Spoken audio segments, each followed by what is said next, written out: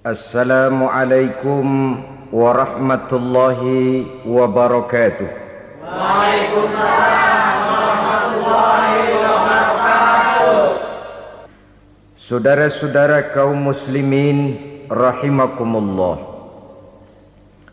Pada pertemuan kali ini kita akan membicarakan satu hadis yang diriwayatkan oleh Imam Bukhari dan Muslim, di mana Nabi kita Muhammad sallallahu alaihi wasallam bersabda, "Ijtanibus sab'al mubiqat." Jauhilah olehmu 7 macam perkara yang merusak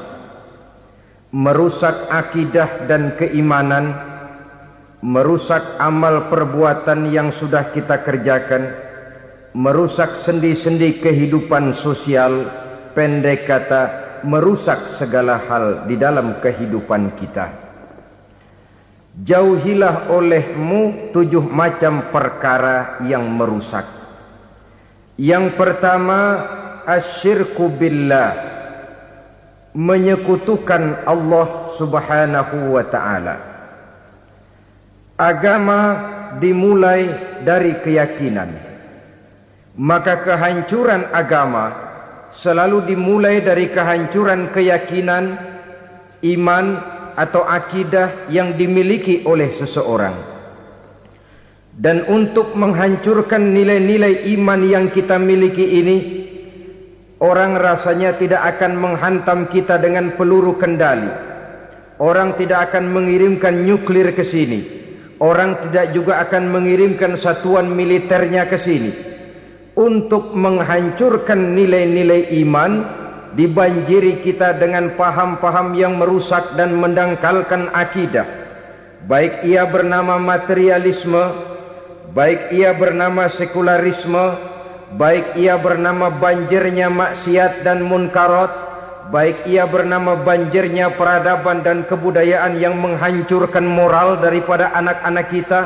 Sedikit demi sedikit melenturkan dan melunturkan nilai-nilai keimanan kita, untuk kemudian pada waktunya nilai iman itu akan bertukar dan berganti menjadi nilai syirik kepada Allah subhanahu wa ta'ala.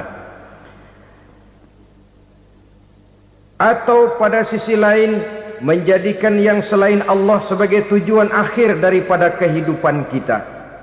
Sedangkan kita sama-sama maklum bahwa di dalam pandangan agama Islam, dosa yang tidak berampun, dosa yang terbesar, termasuk dalam kategori bapak moyangnya dosa, tidak lain adalah syirik, yakni menyekutukan Allah subhanahu wa ta'ala. Pola penghancuran iman ini memang berstrategi. Ditawarkan kita kepada paham materialisme, paham kebendaan, di mana otak menempati urutan sebagai ranking pertama, Tuhan jatuh pada urutan kedua. Lalu menyusul kepada paham sekularisme, Allah dipisahkan dari seluruh kegiatan hidup ini, untuk pada gilirannya menjadikan yang selain Allah sebagai tujuan akhir daripada seluruh kegiatan hidup kita. Oleh karenanya, kewajiban menjaga nilai-nilai iman ini merupakan kewajiban yang mulia tetapi berat. Tidak hanya untuk kita, tetapi juga bagaimana mewariskannya kepada anak-anak kita, generasi yang akan datang. Orang-orang tua bijaksana yang diceritakan di dalam Al-Quran, kalau sudah berpikir tentang anak-anaknya, pertanyaan yang paling mereka risaukan ialah, ma ta'buduna min ba'di. Anakku, kalau pada satu saat aku, ayahmu sudah tidak ada lagi di dunia ini, meninggalkan kamu semua, ma ta'buduna min ba'di, apa yang akan kamu sembah nak? Jikalau sekarang ayahmu masih mau ke masjid, masih mau melakukan rukuk dan sujud, masih beribadah menyembah Allah subhanahu wa ta'ala, kalau orang tuamu sudah tidak ada, ma ta'buduna min ba'di, masihkah engkau mau datang ke masjid? Masihkah engkau mau rukuk dan sujud? masihkah engkau mau menyembah Allah Subhanahu wa ta'ala? Pertanyaan ini yang dipikirkan oleh Nabi Yakub kepada putra-putranya. Pertanyaan ini yang diteruskan oleh Nabi Ibrahim kepada anak-anaknya. Pertanyaan ini yang diwariskan oleh generasi ulama salafus saleh kepada para generasi berikutnya. Bagaimana kita generasi sekarang? Kita orang-orang tua sekarang bukan berfikir ma ta'buduna min ba'di, malah yang kita fikirkan ma ta'kuluna min ba'di. Kalau bapak tidak ada nanti kamu makan apa nak? Perkara kamu nyembah apa urusan nomor 18. Yang penting kamu nanti hidup bisa makan nak. Maka kita sibuk mewariskan harta kepada anak-anak kita. Kita sibuk mewariskan kebun dan tanah kepada anak-anak kita. Kita sibuk mewariskan pabrik kepada anak-anak kita, sementara kita lupa mewariskan intan yang paling mahal, mewariskan mutiara yang paling berharga, yaitu nilai iman kepada Allah Subhanahu wa ta'ala. Alangkah baiknya apabila warisan harta, warisan tanah dan kebun, warisan rumah dan pabrik didasari lebih dahulu dengan mewariskan nilai iman kepada Allah Subhanahu wa ta'ala. Sebagai orang-orang tua, kita boleh bersedih kalau anak kita tidak mengerti komputer. Kita boleh bersedih kalau anak kita tidak mengerti matematika. Kita boleh bersedih kalau anak kita tidak mengerti bahasa Inggris. Tapi sewajarnya lebih bersedihlah kita orang tua jikalau mempunyai anak yang tidak kenal Allah sebagai Tuhannya, yang kemudian tidak mau rukuk dan sujud kepada Allah Tuhannya. Itulah kemalangan yang paling malang bila kita meninggalkan generasi yang tidak bertauhid kepada Allah Subhanahu wa ta'ala. Betapapun anak kita tidak ngerti komputer, saudara, paling-paling kerugiannya cuma kerugian dunia. Masuk dia ke alam barzakh, munkar nakir tidak akan sempat tanya kau belajar komputer apa tidak. Kumpul dia di padang mahsyar, malaikat juga tidak akan tanya matematikamu nilainya berapa. Yang ditanya kau kenal Allah, kau rukuk dan sujud kepadanya, kau pernah datang ke masjid. Oleh karena itu sekali lagi, menjaga nilai iman tidak hanya untuk kita, tetapi juga mewariskannya kepada anak-anak kita generasi yang akan datang. Sungguh kemalangan yang paling besar apabila kita meninggalkan anak-anak kita. Mereka kita tinggalkan lemah ekonominya, itu tidak baik. Mereka kita tinggalkan lemah otaknya, itu pun akan membuat mereka tertinggal oleh yang lain. Tapi yang paling celaka jikalau kita tinggalkan mereka dalam kondisi lemah imannya, rapuh akidahnya, tidak baik dan tidak betul keyakinan hidupnya. Oleh karena itu Nabi berpesan, jauhilah 7 perkara yang merusak. Yang pertama, syirik kepada Allah Subhanahu wa ta'ala. Menyekutukan Allah baik dalam ucapan, dalam keyakinan ataupun dalam perbuatan. Ini perkara pertama yang termasuk 7 perusak besar di dalam kehidupan. Kalau sudah jatuh kita ke lembah syirik, bagaimanapun banyak kebaikan yang kita kerjakan, berjiwa sosial, bertangan pemurah, gemar menolong orang lain, kalau memang dasarnya syirik, maka seluruh kebaikan kita akan hancur, tidak akan ada nilainya dalam pandangan Allah Subhanahu wa ta'ala. Dalam pandangan manusia mungkin kita dicatat sebagai orang sosial, gemar menolong orang lain, tidak berpangku tangan melihat orang yang mendapat kesulitan. Tapi oleh karena dasarnya syirik, dasarnya tidak mentauhidkan Allah, maka seluruh nilai kebaikan yang kita kerjakan tidak akan ada nilainya dalam pandangan Allah Subhanahu wa ta'ala. Maka jagalah iman kita jangan sampai dihinggapi penyakit syirik yang bagaimana kecilnya sekalipun. Sekali lagi, baik syirik dalam bentuk ucapan, syirik dalam bentuk keyakinan, sampai kepada syirik dalam bentuk perbuatan, kita berhindar kepada sifat-sifat yang sedemikian itu. Karena apa? Dalam satu ayat Quran Allah Subhanahu wa ta'ala menjelaskan, innallaha la yaghfiru ayyushraka bih wa yaghfiru ma duna dzalika liman yasha.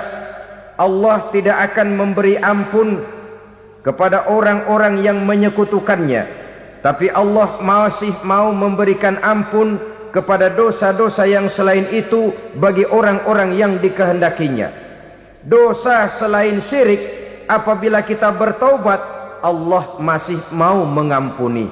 Tapi kalau sudah jatuh ke tempat syirik, itu sudah dosa yang tidak berampun.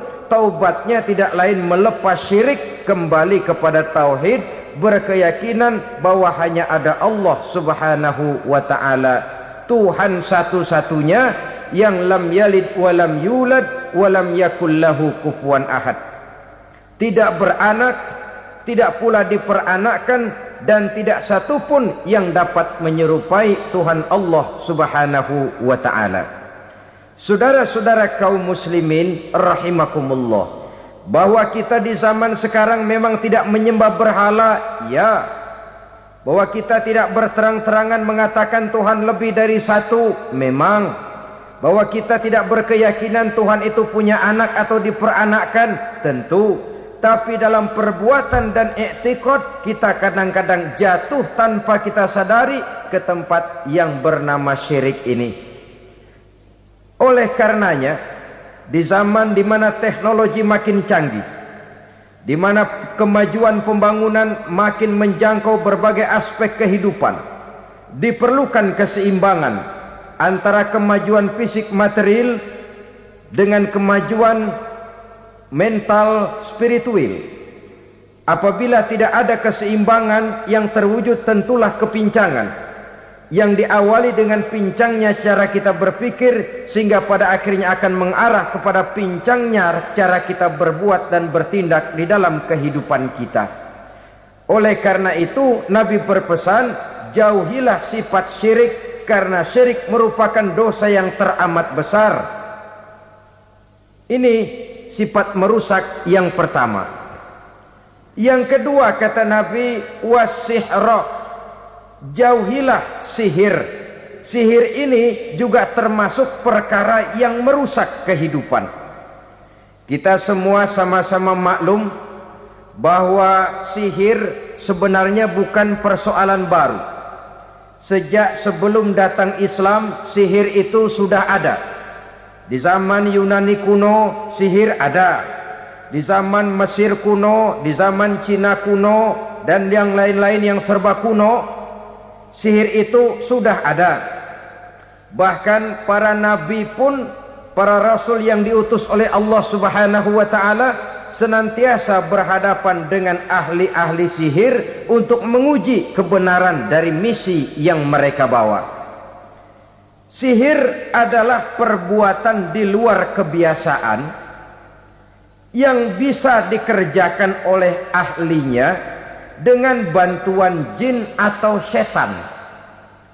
Hukum mempelajari sihir adalah haram, mengamalkannya lebih haram lagi. Sebab itu saudara-saudara, sihir merupakan perbuatan merusak yang harus kita jauhi. Ciri-ciri daripada perbuatan sihir, pertama, ia mengandung tipuan, bayangan khayal. Di zaman Nabi Musa misalnya, orang melihat tambang-tambang itu seperti ular. Nabi Musa melayangkan tongkatnya menjadi ular-ular besar yang memakan ular-ular kecil ciptaan tukang-tukang sihir Fir'aun tadi. Lalu sihir bisa terjadi dengan bantuan jin kafir atau setan. Kemudian ciri yang ketiga, sifatnya halus dan tersembunyi. Taruh kata ada seorang ahli sihir yang mempergunakan ayat-ayat Quran sebagai jompa-jampe, sebagai baca-bacaan, itu cuma sekedar kedok.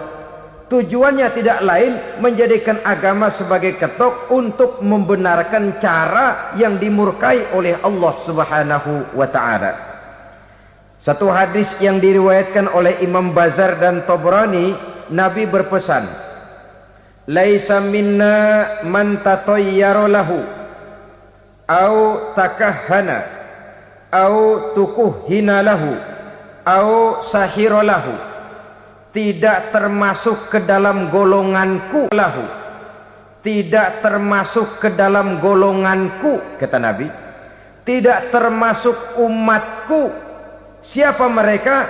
Man tatoyyara lahu, orang yang bertatoyur. Apa tatoyur itu? Dari kalimat toyaro, artinya terbang. Toir biasa diartikan dengan burung. Tatoyaro percaya kepada suara-suara burung. Man tatoyyara lahu, mempercayai, meyakini dengan benar-benar kepada suara beburungan. Kan suka ada itu, nah bunyi burung tuh, maling liwat. Maling liwat, burung bunyi, maling liwat. Itu termasuk tatoyyara lahu, percaya kepada suara burung. Kan aneh kalau suara orang nggak dipercaya, suara burung malah dipercaya. Ada ustadz ceramah, kiai ngaji, nggak mau didengerin, burung dengerin bener. Nah, suaranya dari sebelah mana? Belah kulon. Nah, itu tandanya ano. Habis dihitung-hitung. Itu termasuk tatoyyara lahu. Au takahana, atau bertenung, au tukuhina, atau minta ditenungkan, au sahirolahu, atau melakukan perbuatan sihir, atau minta disihirkan. Laisa minna, tidak termasuk ke dalam golonganku, kata Nabi. Sehingga dengan demikian saudara-saudara, menghadapi sihir dengan sihir sekalipun termasuk perbuatan yang tidak diajarkan oleh agama. Kita kan mempelajari sihir untuk jaga diri, tidak apa-apa. Yang dilarang mengamalkannya, dilarang juga mempelajarinya. Sebab orang kalau sudah mengetahui, biasanya lalu terangsang untuk mencoba. Kalau percobaannya berhasil, biasanya terangsang untuk coba lagi dan coba lagi. Pada akhirnya ketagihan, lalu beralih menjadi profesi, apalagi itu nanti bisa mendatangkan hasil uang. Saudara-saudara kaum muslimin rahimakumullah, kita manusia makhluk nyata, kita hidup di alam nyata, terikat oleh sunnatullah, causality. Oleh karenanya bagi kita keyakinan yang penuh, keikhlasan di dalam bertuhankan Allah, penyerahan diri sepenuhnya hanya kepadanya, itu sudah merupakan obat penangkal yang sangat ampuh agar kita tidak terkena penyakit-penyakit yang dibuat oleh setan dan para pembantunya. Sehingga beberapa ayat Quran mengajarkan, misalnya a'udzu bikalimatillahi tammati min syarri ma khalaq, atau bismillazi la yadurru ma'asmihi syai'un fil ardi wala fis sama, dengan menyebut nama Allah yang tidak bisa mendatangkan bahaya sedikit pun, dari baik yang datang dari langit maupun yang datang dari bumi. Jiwa yang kosong dari keyakinan yang penuh kepada Allah, jiwa yang penuh was-was dan ragu-ragu, itu yang mudah terserang oleh penyakit-penyakit yang dikerjakan oleh para tukang-tukang sihir, yaitu oleh setan dan seluruh para pembantunya. Kemudian hadis kedua yang diriwayatkan oleh Imam Ibnu Hibban, Nabi bersabda, la yadkhulul jannata mudminu khamrin wala mu'minu bisihrin wala qati'u rahmin. Tidak masuk surga. Ini Nabi yang bilang, tidak masuk surga. Siapa itu? Pertama, mudminu khamrin, orang yang berkekalan dalam mabuk. Selalu mudminun itu sudah menjadi perbuatan rutinnya, tidak kapok-kapoknya, teler seumur hidup. Mudminu khamrin, tidak masuk surga orang yang selalu bermabuk-mabukan. Yang kedua, wala mu'minu bisihrin, orang mukmin tapi main sihir. Ini juga oleh Nabi diperingatkan, tidak akan masuk surga orang mukmin tapi suka main sihir. wala qati'u rahmin, dan tidak juga orang yang memutuskan silaturahmi. 3 macam manusia yang diperingatkan Nabi tidak akan masuk surga: orang yang selalu mabuk, orang mukmin yang main sihir, dan orang yang memutuskan silaturahmi. Saudara-saudara kaum muslimin rahimakumullah. Lalu orang berkata, kenapa dilarang kita bersihir padahal Rasul sendiri kan punya mukjizat? Nah, kita memang harus membedakan antara mukjizat dengan sihir. Dalam kehidupan agama kita kenal ada yang namanya mukjizat, ada yang namanya karomah atau keramat biasa diucapkan, ada yang namanya maunah, ada yang namanya irhas, ada juga yang namanya sihir. Kesemuanya ini berbeda, saudara-saudara. Yang dinamakan mukjizat itu khusus untuk para rasul saja. Satu kejadian luar biasa yang terjadi dilakukan oleh Rasul atas izin dari Allah Subhanahu wa ta'ala. Perbedaannya dengan sihir jelas. Sihir dari setan, mukjizat dari Allah. Sihir bisa dipelajari, mukjizat tidak. Sihir umumnya untuk maksud-maksud yang tidak baik, sedangkan mukjizat untuk memperkuat kebenaran yang disampaikan oleh para rasul dan ditentang oleh umatnya. Bahkan kafir Quraisy dahulu menganggap orang-orang ahli sihir itu berada dalam satu posisi yang hina, sehingga mereka mengatakan dan menuduh Nabi Muhammad sebagai tukang sihir. Tuduhan sebagai tukang sihir adalah tuduhan yang sangat aib dan hina. Di tengah masyarakat kufar jahiliyah, kedudukan tukang sihir dipandang sebagai kedudukan yang hina, sehingga mereka mengejek Nabi dengan sebutan tukang sihir. Jadi mukjizat hanya untuk Rasul saja. Kemudian karomah.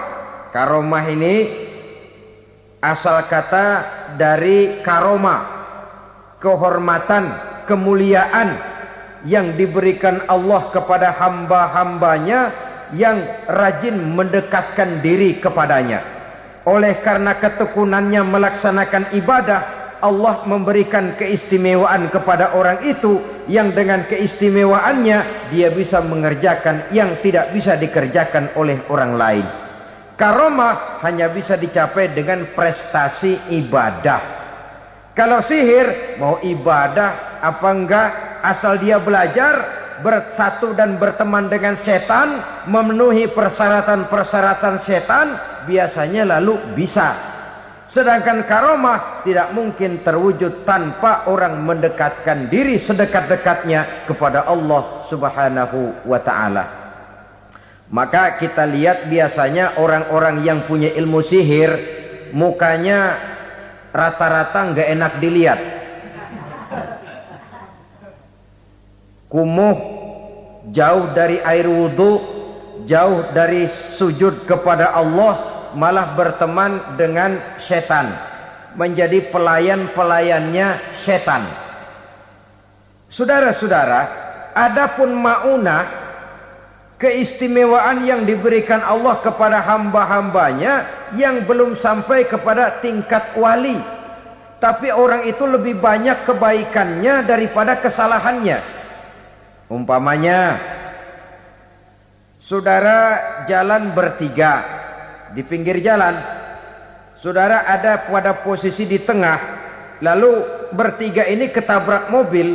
Menurut perhitungan saudara mati lebih dahulu, tapi terjadi hal yang aneh, 2 teman saudara mati, saudara malah cuma luka dan lecet sedikit saja. Apa itu? Kalau kita lebih banyak kebaikannya daripada kesalahannya, itu yang dinamakan maunah, pertolongan yang diberikan Allah kepada hamba-hambanya yang lebih banyak kebaikannya daripada kesalahannya. Sedangkan yang dinamakan irhas, kejadian luar biasa pada diri seseorang pada waktu dia masih kecil. yang menunjukkan tanda-tanda keistimewaannya. Itu umumnya pada para nabi pada usia kecilnya sudah ada irhas, tanda-tanda istimewa. Jelas baik mukjizat, karomah, maunah maupun irhas berbeda dengan sihir. Sihir ini jelas saja merupakan bantuan dan persekutuan antara manusia dengan setan. Padahal setan, kata Allah dalam Al-Quran, innahu lakum aduwwum mubin, sesungguhnya setan bagi kamu adalah musuh yang sangat jelas. Saudara-saudara kaum muslimin rahimakumullah, di zaman sekarang dalam menghadapi beban kehidupan yang makin pelik, menghadapi stres yang tidak kunjung selesai, menghadapi persoalan-persoalan yang teramat berat, orang sering mencari jalan keluar kepada hal-hal yang menurut pendapatnya bisa meringankan beban moralnya itu. Pergilah dia mencari sesuatu yang dapat meringankan bebannya. Dan tidak jarang yang jatuh ke pangkuan tukang-tukang tenung, ke pangkuan tukang-tukang sihir, yang mereka itu oleh Quran dijelaskan kadzabal munajjimun walau sodaku. Tukang-tukang tenung, tukang-tukang sihir, mereka itu bohong walaupun benar. Maksudnya bohong walaupun benar, artinya kalau yang mereka kerjakan benar, itu sih kebenaran. Benar dengan kebenaran itu lain. Kebenaran, kebetulan bisa, tapi tidak untuk selalu. Apalagi kalau itu sudah membahayakan kehidupan orang lain. Jadi oleh karena itu Nabi berpesan, jauhilah daripada sihir. Kalau sudah jauhilah dari sihir, artinya ya jauhilah daripada mempelajarinya, jauhilah daripada bergaul dengan orang-orang yang ahli di bidang itu, karena dari pergaulan segalanya bisa menular. Baiklah saudara, ini yang kedua. Yang ketiga pesan Nabi, wa qatlan nafsil lati harramallahu illa bil haq, membunuh orang lain dengan cara yang tidak benar, membunuh orang yang diharamkan oleh Allah Subhanahu wa taala untuk melakukannya kecuali dengan alasan yang benar. Kita tahu Islam adalah agama damai, sesuai dengan namanya. Ia tidak dikembangkan dengan pedang dan kekerasan. Ia dikembangkan dengan keteladanan dan tuntunan moral. Oleh karena Islam bukan agama kekerasan, Islam pun tidak mementingkan dan mengajarkan kekerasan kecuali dengan alasan yang benar dan bisa dipertanggungjawabkan. Membunuh dengan sengaja, menghilangkan nyawa orang lain tanpa alasan yang bisa dibenarkan adalah merupakan dosa besar dan satu di antara 7 perkara yang bisa mendatangkan kerusakan dalam kehidupan dan yang hendaknya harus kita jauhi. Saudara-saudara kaum muslimin rahimakumullah, beberapa waktu yang lalu di sebuah kota kecil yang indah bernama New Auckland. Saudara tahu New Auckland? Itu dari Gunung Kidul masih ngidul lagi. Pernah diadakan satu seminar yang membicarakan bagaimana menyelamatkan masyarakat manusia dari bahaya Perang Dunia Ketiga. Diperkirakan kalau terjadi Perang Dunia Ketiga, manusia tidak akan tersisa. Sebab apa? Pada waktu itu cadangan nuklir yang dimiliki oleh bersama Amerika dan Rusia konon sudah sanggup memusnahkan 6 miliar manusia pada saat jumlah manusia baru 5 miliar. Jadi kelebihan nuklir dunia ini. Kalau terjadi Perang Dunia Ketiga, sulit manusia untuk tersisa. Maka dibahaslah di dalam seminar itu, wah, supaya tidak terjadi Perang Dunia Ketiga, maka perlombaan membuat senjata-senjata canggih, alat-alat pembunuh modern harus segera dibatasi. Dibahas, tidak mungkin kita membatasi perlombaan, harus segera dibatasi. dibahas. Tidak mungkin kita membatasi perlombaan membuat senjata. Kenapa? Makin maju ilmu dan teknologi, makin canggih senjata yang ditemukan. Atom sudah meningkat menjadi nuklir, nuklir sudah meningkat menjadi neutron, dan kita tahu bom yang bernama neutron ini bom yang cukup membunuh tanpa perlu merusak. Artinya kalau dia diledakkan di kota kita ini, bangunan utuh, jembatan tidak ambruk, rumah-rumah tetap berdiri, tapi semua yang bernama hidup mati. Itu katanya lebih sopan dari bom atom. Sebab kalau si atom ini sudah membunuh, merusak pula. Neutron cukup membunuh saja tanpa perlu merusak. Jadi majunya senjata-senjata teknologi sebagai akibat yang logis dari kemajuan ilmu pengetahuan ini tidak bisa kita batasi. Dan memang sebenarnya yang bahaya bukan senjatanya, tapi manusia yang mengendalikan senjata itu. Mereka kembali kepada prinsip the man behind the gun. Bukan senjatanya yang bahaya, tapi manusia yang mengendalikan senjata itu yang bahaya. Walaupun senjatanya modern, katakanlah model M16 umpamanya, kalau yang mengendalikannya orang beriman, insya Allah aman. Tapi biar megang cuma senapan angin, kalau yang megang orang brutal, ngeri kita deket-deket. Apalagi kalau memang bukan ahlinya menggunakan senjata, bisa ngeker kaki kena jidat.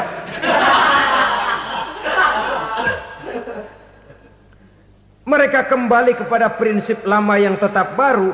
Bukan senjatanya yang harus dibatasi, manusia yang mengendalikan senjata itu yang perlu dibicarakan. Nah, kalau begitu, agar manusia tidak mempergunakan senjata sewenang-wenang, apa yang harus kita lakukan?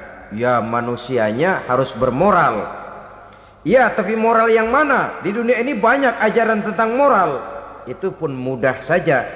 Di sini kan kita undang saja ahli dari berbagai agama untuk membicarakan konsep perdamaian menurut agamanya masing-masing. Baik, setuju itu? Setuju. Maka tampillah para ahli agama, mereka kembali kepada prinsip moral daripada konsep yang terkandung di dalam ajaran agama untuk menegakkan perdamaian. Mula-mula naiklah ahli dari agama Hindu, dibacakan konsep perdamaian menurut ajaran agama Hindu, bahwa untuk damai manusia harus meninggalkan nafsu keduniaannya, menempuh samsara dan sebagainya untuk mencapai nirwana, menjauhi kemegahan dan kemewahan dunia. Ini lalu dibahas, rasanya juga tidak mungkin ini. Kemudian dari agama Nasrani, bahwa untuk damai manusia harus menciptakan sifat kasih sayang. Kalau ditampar pipi kiri, berikan pipi yang kanan. Kalau diberikan selendang, berikan baju. Nanti orang kasihan, lalu dia tidak akan nampar lagi. Ketika ini dibahas, ternyata rasanya pun tidak mungkin bisa diterima. Karena apa? Di zaman sekarang orang ditampar pipi kiri, dikasih pipi kanan. Bukan kasihan, gemes. Damai belum tentu, bonyok udah jelas. Lalu ketika dibacakan konsep perdamaian menurut Quran, di mana disampaikan ayat wa jazaa'u sayyi'atin sayyi'atun misluha faman afa wa aslaha fa ajruhu 'ala Allah. Balasan terhadap satu kejahatan adalah kejahatan yang seimbang, tetapi barang siapa yang memberi maaf dan mencari jalan damai, itulah yang terbaik dan akan mendapat pahala dari Allah Subhanahu wa ta'ala. Kamu tidak salah ditampar pipi kirimu, tampar lagi pipi kirinya sekeras dia menampar pipi kirimu. Nanti orang tidak mau menampar kita karena dia tahu kalau dia tampar kita, dia akan menderita tamparan sekeras dia menampar kita. Akan terjadilah prinsip saling hormat menghormati, tidak saling ganggu, tidak saling usil, tidak saling jahil. Atas dasar ini perdamaian bisa ditegakkan. Mereka bisa menerima konsep ini, tapi kemudian seminar ditutup tanpa satu keputusan resmi. Kenapa? Terus terang mereka kagum dengan konsep Islam, tapi sentimen lama terhadap nilai-nilai Islam telah menutup mata mereka untuk menerima kebenaran dari ajaran Al-Quranul Karim. Saudara-saudara kaum muslimin rahimakumullah, kembali kita kepada persoalan pokok. Roh adalah dari Allah.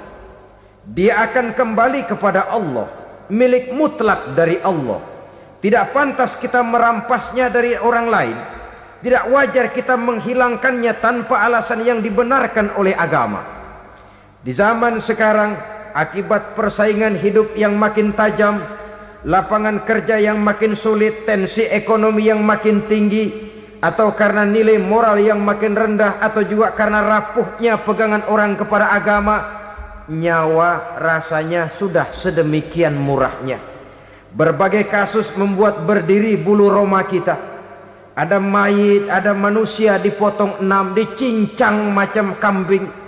Ada yang dipotong 5, ada yang dipotong 13, dikardusin, dibuang ke tempat sampah. Inna lillahi wa inna ilaihi raji'un. Gejala apa ini? Kanibalisme. Manusia sudah demikian sadisnya, manusia sudah sedemikian buasnya, sehingga sesama manusia diperlakukan seperti hewan. Padahal hewan sendiri belum pernah macan makan macan, bagaimanapun buasnya macan. Belum pernah serigala memakan serigala, bagaimanapun brutalnya serigala. Tetapi manusia makan manusia di zaman sekarang kadang jadi kenyataan dalam kehidupan kita. Kadang persoalannya remeh saja.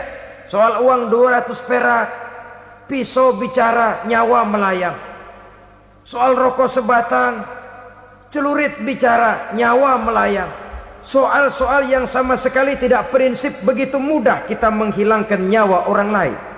Padahal Nabi pernah memperingatkan, apabila dua orang muslim sudah berkelahi dan berbunuh-bunuhan, al-qatil wal maktul finnar, yang membunuh dan yang terbunuh dua-duanya neraka.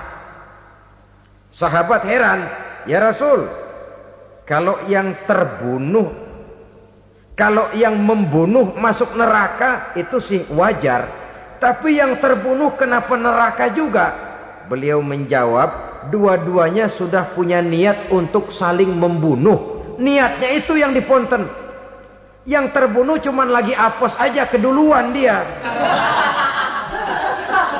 Umpama tidak terbunuh, pasti dia yang akan membunuh. Oleh karenanya al-qatil wal maktul, yang membunuh dan yang dibunuh finnar, dua-duanya masuk ke dalam neraka. Islam menghormati kehidupan.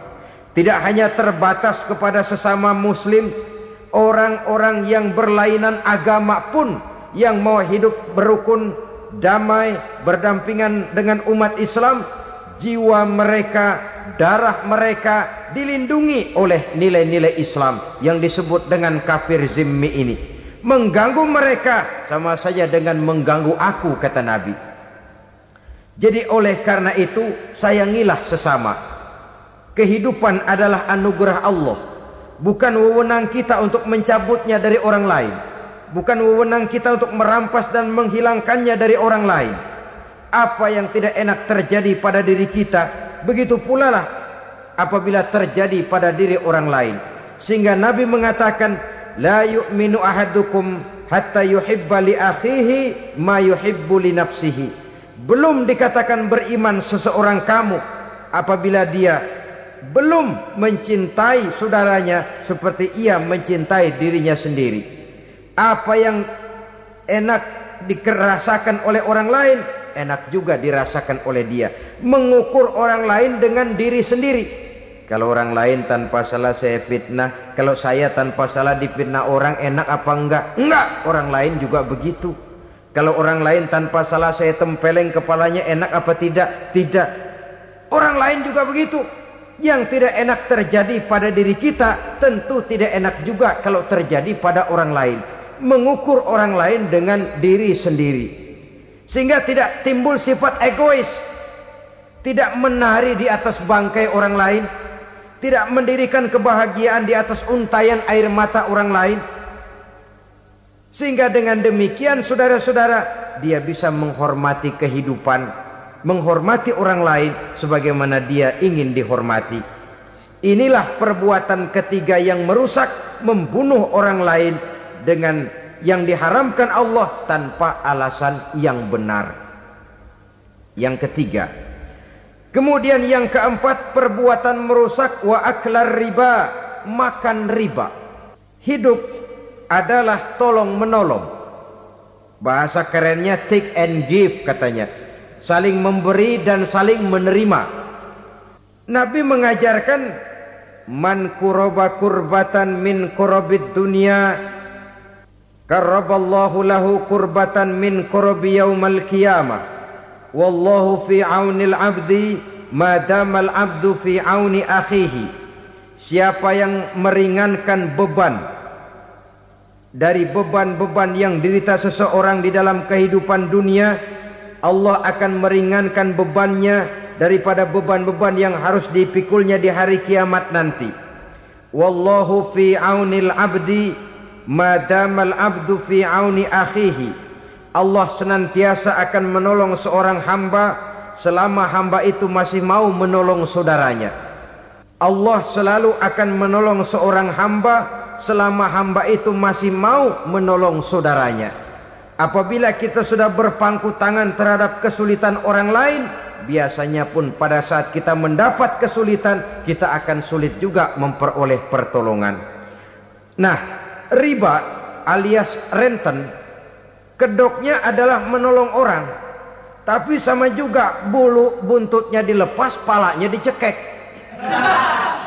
Menolong orang pada akhirnya menjadi beban bagi seseorang, dan memang mencari orang-orang yang berada dalam posisi kesulitan. Biasanya di daerah-daerah di mana musim paceklik jadi lapangan kerja sulit, sedangkan urusan perut tidak bisa ditunda. Akhirnya orang terjebak ke dalam rentenir, ke dalam riba, ke dalam renten. Bunga berbunga, sehingga satu saat jumlah bunganya bisa lebih besar dari jumlah pinjaman pokoknya. Kemudian kalau juga ternyata tidak bisa dibayar, rumah jadi taruhan. Memang rumah satu-satunya, begitu rumah ditarik mulain camping. Bukankah pada akhirnya akan mewariskan kesengsaraan?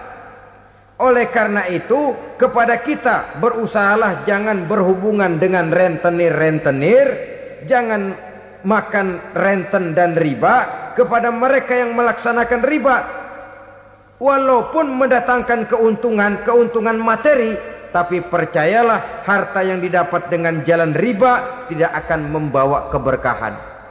Manakala tidak membawa keberkahan, dia tidak akan mendatangkan ketenangan di dalam kehidupan kita. Oleh karenanya, memakan harta riba termasuk perbuatan yang merusak sendi-sendi kehidupan sosial, merusak kehidupan orang lain, merusak kehidupan masyarakat, tetangga, pergaulan dan sebagainya. Yang kelima, wa akla malil yatim, memakan harta anak yatim dengan cara yang zalim. Nih, memang lezat. Anak yatim itu nggak tahu urusan apa-apa. Kita diamanahkan untuk mengurusinya. Kadang-kadang dibentuklah panitia penyantunan yatim piatu. Yatimnya mah tetap kelaparan, panitianya yang pada gendut.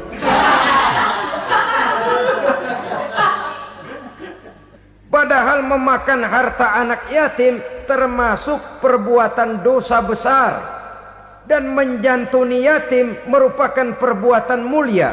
Nabi mengatakan, ana wa kafilul yatim kahataini yaumal qiyamah. Aku dan orang-orang yang menyantuni anak yatim seperti dua jari ini pada hari kiamat nanti. Dekat sekali. Jikalau ingin di hari akhir nanti dekat dengan Rasul, bersahabatlah dengan anak-anak yatim. Jadilah pengurus anak-anak yatim. Bangunlah panti-panti asuhan yatim. Pada saat bapak ibunya meninggal, kitalah yang menjadi orang tuanya. Bahkan sedemikian besar perhatian Islam terhadap anak-anak yatim ini, sehingga Quran memberikan peringatan, ara'aital ladzi yukadzibu biddin fadzalikal ladzi yad'ul yatim wa la yahuddu ala ta'amil miskin. Tahukah kamu siapa orang yang mendustakan agama, beragama tapi dianggap dusta, solatnya dusta, puasanya dusta karena agamanya sudah berdusta. Siapa mereka? Fadzalikal ladzi yad'ul yatim, orang yang menyia-nyiakan anak yatim, wala yahuddu ala ta'amil miskin, dan tidak pernah memberi makan kepada orang-orang yang menderita kemiskinan. Menyia-nyiakan, meninggalkan anak yatim termasuk perbuatan yang divonis kita sebagai orang yang mendustakan agama. Saudara-saudara kaum muslimin rahimakumullah, maka sangat dicela mengeksploitir anak-anak yatim, menjadikan mereka sebagai kedok untuk mencari kekayaan pribadi. Tetapi jikalau ikhlas, ganjarannya sangat besar, nilai pahalanya sangat besar. Menyantuni yatim tidak hanya setahun sekali. Kalau Muharram pakai istilah lebaran yatim, dibentuklah panitia, diberilah beras, uang 45.000 rupiah, alhamdulillah. Tapi jangan lupa, si yatim tidak hidup cuma satu hari. Dia tidak hidup cuma di bulan Muharram saja, dia hidup 12 bulan dalam setahun. Sebagaimana anak-anak yang lain, dia juga berhak punya masa depan. Dia juga berhak menikmati bangku sekolah. Dia berhak mengenyam arti dan makna pendidikan. Dia berhak membekali diri dengan ilmu dan pengetahuan seperti halnya anak-anak yang lain. Maka kita yang diberikan keluasan oleh Allah, ingatlah itu, bersahabatlah dengan anak-anak yatim, santuni mereka. Perkara setahun sekali di bulan Muharram, alhamdulillah, itu bagus, bin Thayyib alias baik. Tapi tentu dan tentu sekali lagi, si yatim tidak hanya hidup di bulan Muharram. Dia hidup 12 bulan dalam setahun, 24 jam di dalam sehari. Oleh karenanya, menyia-nyiakan mereka pada saat posisi kita memang mampu akan memojokkan kita dalam satu posisi di mana kita dianggap sebagai orang yang mendustakan agama, memakan harta anak yatim dengan cara yang zolim. Bapaknya udah meninggal, kebunnya lebar, anaknya dikelecehin. Nah, dah kamu gak usah pusing, nanti saya yang ngurus. Akhirnya bukan ngurus, nguras. Si yatim mungkin tidak tahu bahwa dia disia-siakan, haknya diambil, miliknya dizolimi. Tapi Allah yang akan membalasnya dengan seadil-adilnya. Maka makan harta anak yatim biasanya balasannya tokcer bin paten. Nggak banyak selang tempo itu, nggak percaya cobain dah. Nyobain aja kan nggak bayar, umpama.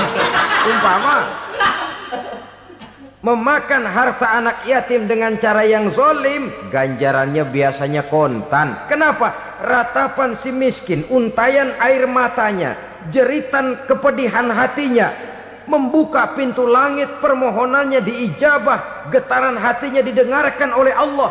Maka balasannya biasanya kontan, spontan, tidak menunggu waktu terlalu lama. Itu di dunia, belum lagi di akhirat nanti. Bukankah dalam riwayat Mi'raj diceritakan Nabi melihat di neraka itu orang perutnya sebesar rumah.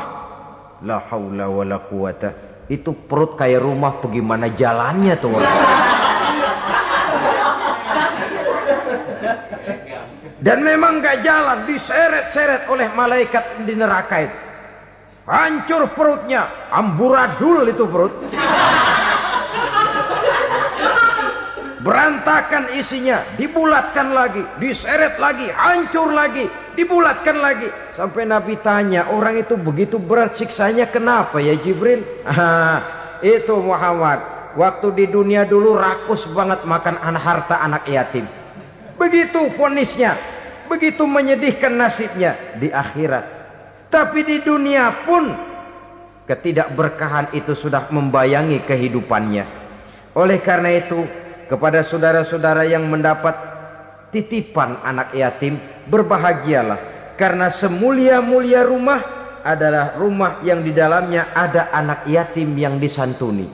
Sehina-hina rumah adalah rumah di mana di dalamnya ada anak yatim yang disia-siakan. Begitu kata Nabi kita. Rumah yang paling mulia dalam pandangan Allah, rumah yang di dalamnya ada anak yatim yang disantuni. Rumah yang paling hina dalam pandangan Allah, rumah yang di dalamnya ada anak yatim yang nasibnya disia-siakan. Berbahagialah saudara apabila menjadi penyantun anak-anak yatim, pelindung mereka, sehingga mereka mempunyai masa depan sebagaimana anak-anak lainnya. Rasulullah sendiri sedemikian peka terhadap keadaan anak-anak yatim, karena beliau sendiri memang mengalami umur 6 bulan dalam kandungan ibu, beliau sudah ditinggalkan oleh ayahnya. Pada saat berusia 6 tahun ibu sudah meninggal. Yatim piatu dalam usia di mana beliau sedang perlu belas kasih seorang ibu dan pengertian seorang bapa. Kepekaan itu lalu timbul, bahkan kemudian sampai kepada beliau berkata, aku dan orang yang menyantuni anak yatim seperti jari tengah dan jari telunjuk di hari akhirat nanti. Sedemikian dekatnya. Baiklah ya, jadi yang kelima, memakan harta anak yatim. Jauhi, karena ini perbuatan yang merusak. Yang keenam, watawalli yaumaz zahfi, melarikan diri pada hari pertempuran. Apa ini? Khianat. Tidak konsekuen dengan konsep perjuangan. Pada mulanya keras benar teriak, berantas korupsi, ganyang korupsi, cuma karena belum dapat giliran. Begitu dia naik dapat kesempatan, korupsinya lebih edan dari yang diteriakinya. Ini termasuk tawalli yaumaz zahfi, berpaling pada hari peperangan. Di saat menghadapi musuh, kalau belum kelihatan musuh, teriaknya nyaring bener. Jangan takut, demi kebenaran sampai titik darah yang paling penghabisan. Musuh belum kelihatan. Begitu musuh sudah kelihatan, paling dulu lari ke belakang. Kalau diajak berjuang ada saja alasannya. Sehingga Quran memberikan peringatan kepada kita semua. Mengapa kamu ini berat? Kalau sudah diajak berjuang di jalan Allah, kakimu seperti terhunjam berakar di perut bumi. Berat untuk melangkah berjuang. Lari dari pertempuran tidak konsekuen dengan konsepsi perjuangan. Mau enaknya saja. Dalam kondisi yang sulit lalu berpangku tangan. Ini termasuk ciri munafik yang di dalam Al-Quran disindir dengan bahasa kullama adha'a lahum masyaufi wa iza azlama alaihim qamu. Waktu terang mereka jalan, giliran gelap mereka mandek. Artinya, maksudnya, kalau giliran ada untungnya aja, rame-rame teriak Islam. Tapi begitu diminta berjuang, dituntut berkorban, rame-rame mundur. Waktu dilihat di Islam ada untungnya, rame-rame teriak Islam. Pak, saya Islam banget, Pak. KTP saya Islam, Pak. Pokoknya Islam banget dah. Tapi ketika diminta berjuang, dituntut sedikit berkorban, rame-rame mengundurkan diri. Tahun 65 PKI berontak. Waduh, waktu itu jadi orang Islam untung itu. Nggak dikejar-kejar, aman. Masjid rame, mobil-mobil mewah parkir di depan musola dan masjid. Kenapa? Waktu itu asal udah ke masjid aman. Islam selamat, untung. Tapi begitu keadaan aman, yang parkir di musola sepeda butut melulu.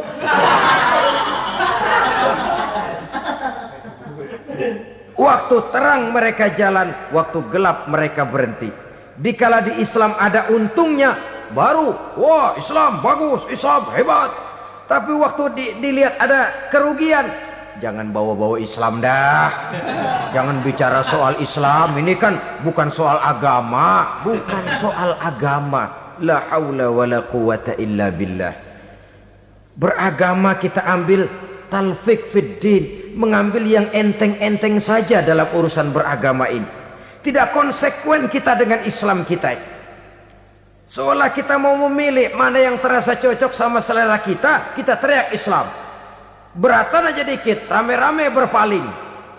Itu termasuk tawalli yaumaz zahfi, para pengkhianat, mental-mental hipokrit yang tidak mau konsekuen menghadapi segala bahaya. Itu termasuk perbuatan yang merusak. Kenapa? Kalau cuma dia saja yang lari, mungkin tidak jadi soal. Tapi larinya ini akan mempengaruhi orang lain. Nah, pengaruhnya itu yang dicegah. Sebab kalau satu sudah mulai lari, yang lain mulai ngelirik. Ketika yang dilirik kemudian tidak ada reaksi, dia akan ikut lari. Artinya apa? Seorang muslim harus konsekuen dengan konsep perjuangannya, dengan keyakinan keagamaannya, dan tidak memilih yang enak-enak saja di dalam kehidupan beragama. Lari dari pertempuran, bermental khianat, mengkhianati agama, merupakan satu di antara sifat yang merusak. Terakhir saudara,